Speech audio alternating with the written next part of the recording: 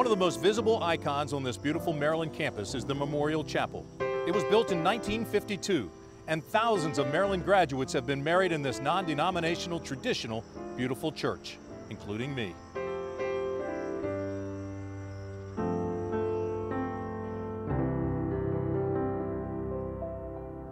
I've always been taught that the most important work you will ever do will be within the four walls of your own home. I've seen that same belief up at Glen Rock, Pennsylvania, the home of Maryland football coach Randy Edsall. And believe me when I say Randy Edsall is Glen Rock's favorite son. It is pure Americana, God's country, as Randy Edsall's mother calls it. You know, I am who I am because of the lessons and the values that were instilled in me, you know, growing up in Glen Rock, Pennsylvania. Glen Rock, PA. It's just north of the Maryland state line on Interstate 83, just about an hour from Baltimore. You know, blue collar, you know, town. It gave me a chance to really develop the mindset and the values that I have today. It is rural and rustic. You know, when you go up there and you drive around, I mean, there's not much there. And it's Randy Edsall's roots. You know, it was a great place to grow up in because you really couldn't get in any kind of serious trouble. Yeah, he was a good kid. Got into trouble, but, you know, not bad trouble. We had one signal light in the whole town. You know, if you weren't involved, you know, with sports and playing sports, you know, there was really nothing else to do. Yeah, this was taken last year. As a kid, Randy Edsall did all the sports pretty much 24/7, and he did them all very, very well. He was a natural. I mean, it didn't matter what he picked up. He played football, baseball, and basketball, and all three sports he probably could have played in college. You know, baseball, I thought it was probably maybe his best sport. He probably could have played professionally. Good morning, York. This is York's Morning News Monday, hour number 1. I'm Gary Sutton. Gary Sutton is a radio talk show host in York. He coached Randy in basketball. You know, they always say about that look of eagles in your eye, that concentration, the ability to be a big-time, big lights player. That's what he was. The lights came on, he was a big-time player. Where did Randy get his love for sports? Well, that's easy. His father, Dick. That's who made me, who formed me. He is what he is because he's his father's son. A fine athlete in his own right, Dick was a renowned coach who demanded discipline. You know, when I grew up, everybody said he was tough. You know, he wasn't tough, he was demanding. And what he wanted the best for, you know, for his kids. And that's the way he was brought up. You do things right or you don't do them. And if you say you're going to do it, you do it. Maybe some of the things that Dick, Randy's dad, was telling me I didn't agree with, but as I got older and would visit him when he wasn't too good in health and would listen to him and talk about things and just appreciate life, Dick was a good man. He's a man's man. He was just one of those guys that had a real toughness about him, but you could also find a sensitivity that was really interesting. And I think he passed that mix on to Randy. With his father guiding the way, Randy accepted a football scholarship from Syracuse University. He had problems with this. You know, you come from a small area like this, and you're the big, you know, you're the star. You come into a program like Syracuse, you're coming in with 90 other kids that are as good or better than you are. Randy was a drop-back quarterback, but Syracuse was running the option offense back then. Towards the end of his sophomore year, I guess, he just didn't see that he was going to play, and he called home and told his dad, he said, "Come and get me, I'm going home, coming home." Dick told him, you know, you tell the coach that you want to come home. And that's what he did. And Coach Maloney said, I can't tell you are ever going to play here. But he said, I think it would be a big mistake for you to go home. And he started integrating Randy into some of the coaching. And I think he became, I think the coaching kind of was a natural byproduct coming out of him. A coaching star was born. After graduating, Randy stayed on as a graduate assistant. Tom Coughlin was on the Syracuse staff then, and when Coughlin got the head coaching job of the expansion Jacksonville Jaguars, Randy joined him. After a stint at Georgia Tech, Randy got his first head coaching job at the University of Connecticut. It was there he turned a program in its infancy into a two-time Big East champion, culminating with a Fiesta Bowl bid. last season. But there was one place Randy always wanted to coach. After all, while Glen Rock is in the state of Pennsylvania, it is Maryland country.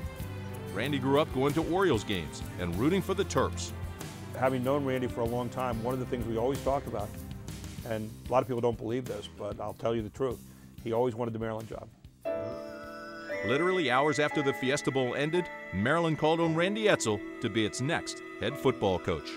I was watching television, and all of a sudden it came across the bottom of the screen. I couldn't believe it. And when he called, I said, "Oh my God, I don't believe this." Randy Edsall. And the thing with me, I had just said towards the end of the season, I didn't know how long I could do the 5.5-hour drive every home game. So that eliminates that now. Randy's father, Dick, isn't here to enjoy his son's latest move. Dick Edsall died in February of 2009. This is the last picture taken of Dick with Barbara at a UConn game shortly before his passing. He would just be so pleased. I just wished he was here, but it wasn't to be. And if he was here, he wouldn't have been able to get to the games anymore, and he knew that. So, yep, he was, you know, it's just one of those things. Dick Edsall is buried in this cemetery in Glen Rock. Barbara says they chose that spot so that Dick could watch all the ball games. I thank the Lord that he was as demanding and that he was, you know, as caring. His caring was shown in a different way. You know, back then, you know, it was a little bit different.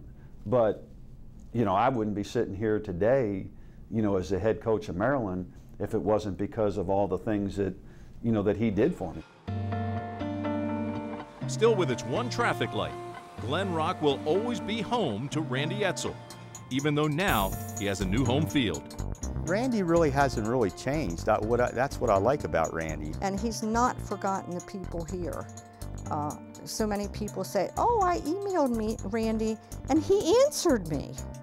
And he does do that. I was out here at, I guess it was a basketball thing that they had for the kids, and he came and talked to him, and he said, "If I can do it, anybody can do it." He's a winner, and it's in his family. The guy has been a winner his whole life. I mean, he wins at whatever he does. Everybody's proud of him down in this area, you know. So I know he's going to do a good job down in Maryland. I just know that.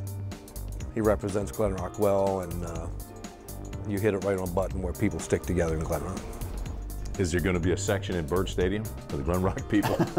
I think there's going to be quite a few that'll end up being Around down there. Township and Bird? Yeah, you know, but you know what? That's the one thing, Tim. I've always remember, you know, where I came from.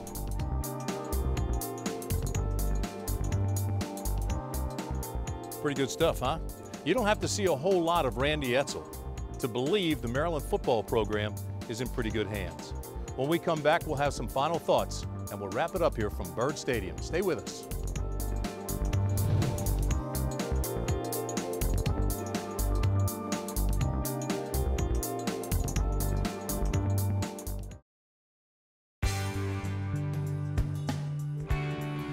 You know, out of all the universities that play football, there really truly are not that many that have won national championships.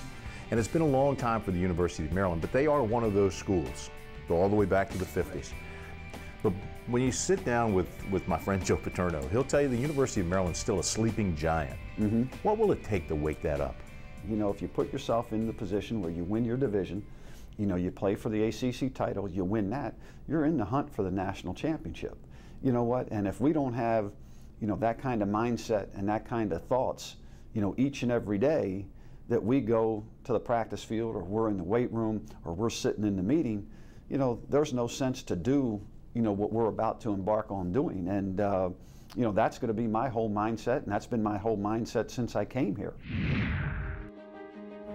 Randy Edsall inherits a team that won 9 games last year. They scored almost a half 100 in their bowl game. So the Maryland Terrapins obviously have high hopes for this season. College football is in a little bit of a flux. Big Ten Conference has 12 teams. The Big 12 has 10 teams.